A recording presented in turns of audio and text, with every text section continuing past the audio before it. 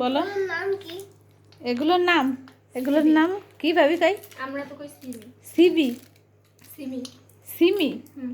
আমাকে ওখানে বলে কলাই সিম। কলাই সিম বলে। আমিও জানি যত হ্যাঁ, কলাই সিমও কয় কিন্তু শর্টকাটে কয় সিমি। শর্টকাটে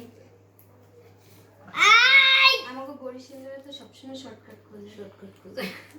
মুই তুই এখানে ওখানে সিবি তাই কলাই সিম কত মানে লং কথা না, আর সিবি তো সংক্ষেপে কথা।